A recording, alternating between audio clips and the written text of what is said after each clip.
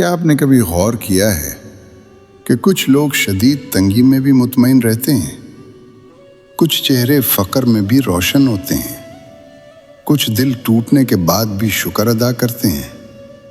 واصف علی واصف فرمایا کرتے تھے، اصل دولت رزق نہیں، اصل دولت دل کا سکون ہے، اور دل کا سکون اس دروازے سے آتا ہے جو درود پاک سے کھلتا ہے۔ آج میں آپ کو درود تاج کا وہ رازنہ پہلو بتانے جا رہا ہوں جو واصف علی واصف ہر ایک کو نہیں بتایا کرتے تھے۔ یہ ان کے بقول اہل دل کے لیے تھا، اہل نمود کے لیے نہیں۔ واصف علی واصف کون تھے؟ واصف علی واصف کوئی عام خطیب نہیں تھے، وہ دلوں کے معالج تھے۔ وہ لفظ نہیں بولتے تھے، حال منتقل کرتے تھے۔ وہ فرمایا کرتے تھے، جب ذکر زبان سے اتر کر دل میں آ جائے تو انسان بدل جاتا ہے، اور درود تاج ان کے نزدیک ذکر کا بادشاہ تھا۔ درود تاج کیا ہے؟ درود تاج کوئی عام درود نہیں، یہ وہ درود ہے جس میں نبی کریم صلی اللہ علیہ وسلم کو تاج عزت، سلطان کائنات، مشکل کشا، رازق حقیقی کا وسیلہ کہہ کر پکارا جاتا ہے۔ مگر واصف علی واصف فرماتے تھے، الفاظ نہیں بدلتے، نیت بدلتی ہے۔ وہ رازنک بات جو ہر ایک کو نہیں بتائی گئی۔ واصف علی واصف کے ایک قریبی شاگرد نے بیان کیا، ایک محفل میں کسی نے پوچھا، حضرت درود تاج پڑھنے سے کیا ملتا ہے؟ آپ خاموش ہو گئے۔ کافی دیر کے بعد فرمایا، اگر تم درود تاج اس نیت سے پڑھو کہ دنیا ملے تو شاید کچھ مل جائے، مگر وہ راز نہیں کھلے گا۔ پھر فرمایا، درود تاج اس وقت اثر دکھاتا ہے جب بندہ اپنی تدبیر چھوڑ کر محمد صلی اللہ علیہ وسلم کی رحمت پر یقین کر لے۔ واصف علی واصف کہتے، درود تاج تعداد سے نہیں، حال سے پڑھا جاتا ہے۔ اصل راز یہ ہے کہ آپ خود کو بے بس مان لیں، اللہ کو سب کچھ کرنے والا مان لیں، اور نبی صلی اللہ علیہ وسلم کو رحمت کا وسیلہ مان لیں۔ تب درود تاج لفظ نہیں رہتا، فیصلہ بن جاتا ہے۔ درود تاج اور رزق کا تعلق۔ لوگ واصف علی واصف سے اکثر پوچھتے تھے، حضرت رزق رکا ہوا ہے، کیا کریں؟ آپ فرماتے، رزق آسمان سے نہیں رکا ہوتا، رزق دل کے دروازے پر رکا ہوتا ہے، اور درود تاج دل کا تالا کھولتا ہے۔ جب دل کھلتا ہے، حرص ختم ہوتی ہے، حسد مر جاتا ہے، شکوہ ختم ہو جاتا ہے، اور یہی وہ حالت ہے جہاں رزق خود چل کر آتا ہے۔ درود تاج کیوں اتنا طاقتور ہے؟ واصف علی واصف کے مطابق درود تاج میں 3 چیزیں اکٹھی ہیں: نبی صلی اللہ علیہ وسلم کی شان کا اعتراف، اپنی عاجزی کا اعلان، اللہ کی قدرت پر مکمل یقین۔ یہ تینوں اکٹھی ہو جائیں تو دعا کو رد کرنا اللہ کی شان کے خلاف ہو جاتا ہے۔ ایک شخص آیا، آنکھوں میں آنسو تھے، کہنے لگا، حضرت قرض ہے، عزت ختم ہو گئی، راستہ نظر نہیں آتا۔ واصف علی واصف نے فرمایا، درود تاج پڑھتے ہو؟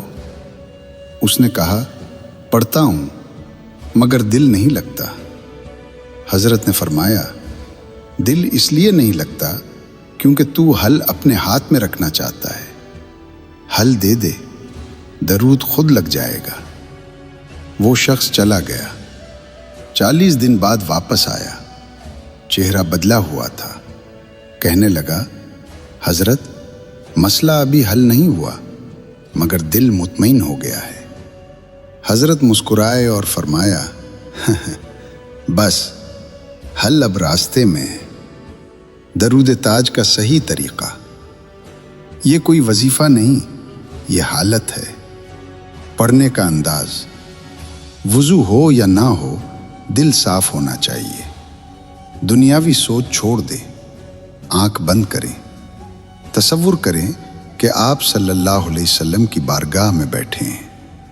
آہستہ آہستہ درود تاج پڑھیں اور آخر میں صرف یہ کہیں، یا اللہ، میں نے محمد صلی اللہ علیہ وسلم کا واسطہ دیا ہے، اب فیصلہ تیرا ہے، بس۔ واصف علی واصف کی آخری نصیحت فرمایا کرتے تھے، درود وہ دعا ہے جو خود دعا بن جاتی ہے۔ اور یہ بھی فرمایا، جو شخص درود کو آخری سہارا بنا لے، اللہ اسے پہلا انعام دے دیتا ہے، سکون۔ آج اگر رزق بند لگ رہا ہے، دعائیں قبول نہیں ہو رہے، دل بوجھل ہے، آنکھیں نم ہیں، تو واصف علی واصف کا پیغام سن لو۔ درود تاج پڑھو، اللہ کو قائل کرنے کے لیے نہیں، خود کو جھکانے کے لیے، کیونکہ جو جھک جاتا ہے وہی اٹھایا جاتا ہے۔ ذرا ٹھہر جائیے، سانس کو آہستہ کیجیے، دل کو دنیا کے شور سے نکالیے۔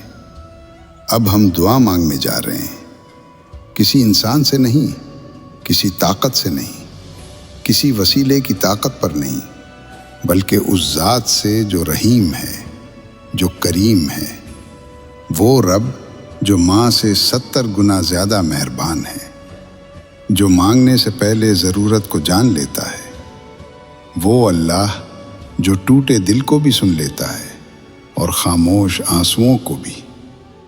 ہم اس رب سے دعا مانگنے جا رہے ہیں جس کے در سے کوئی خالی نہیں لوٹا، جس نے مایوسی کو حرام قرار دیا۔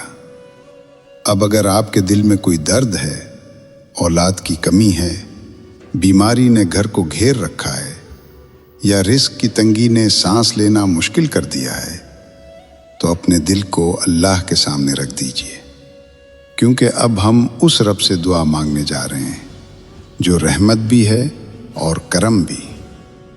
اب ہاتھ اٹھائیے، دل جھکائیے اور آمین کہنے کے لیے تیار ہو جائیے۔ یا اللہ، یا رب العالمین، آج ہم تیرے در پر خالی ہاتھ نہیں بلکہ ٹوٹے دل لے کر آئے ہیں۔ یا اللہ، ہم مانگنے کے سلیقے نہیں جانتے، مگر تو دینے کا ہنر جانتا ہے۔ یا اللہ، جن آنکھوں نے برسوں سے اپنے بچے کا چہرہ نہیں دیکھا، جن جھولیوں نے صرف آنسو سمیٹے ہیں، یا اللہ، جن ماں باپ کے سجدے خاموش سسکیوں میں بدل گئے ہیں، جن گھروں میں کھلونوں کی جگہ اداس خاموشی بسی ہوئی ہے، یا رب، تو حضرت زکریا علیہ السلام کی دعا سننے والا ہے، تو ان کی بڑھاپے میں بھی امید کو زندہ کرنے والا ہے۔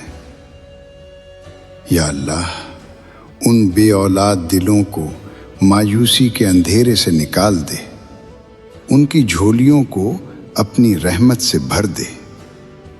یا رب، جن کی دعائیں لوگوں کی باتوں سے تھک گئی ہیں، تو ان کی دعاؤں کو اپنی قدرت سے تازہ کر دے۔ یا اللہ، اولاد عطا فرما، ایسی اولاد جو آنکھوں کی ٹھنڈک ہو، دل کا سکون ہو اور تیرے دین کا صدقہ جاریہ ہو۔